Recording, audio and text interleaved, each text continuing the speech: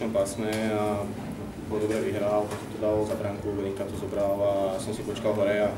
so šťastím som to trafil. Myslím, že ešte od ich beka sa to odrazilo, ale to jedno sa počíta, víťazstvo je doma 3 body, ktoré sme teraz súrne potrebovali, takže sme radi. V posledných zápasoch som nejako moc nestrelal, nedostal som sa do tých šancí a dneska to tam prišlo nejako, proste, že som si povedal, že budem strieľať zo všetkého, čo dostanem a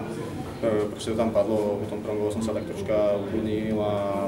som rád, že to nakoniec teda som strhol na našu stranu a aj keď to bolo v koncu zápasu, takže som ešte toto je lepšie ešte. Tak my sme si hovorili po druhej tretine, že to vôbec nebolo ideálne z našej strany, tá obrana tretina, hrali sme ju zle a zase sme tam spravili nejakú chybu, ktoré sa nám v poslednom zápase kúpili, ale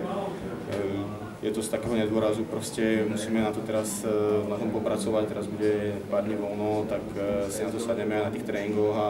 musíme to zlepšiť, lebo bolo tam toho mnoho opäť a super, že nás dneska golman podržal, to je výborné a chytal výborne.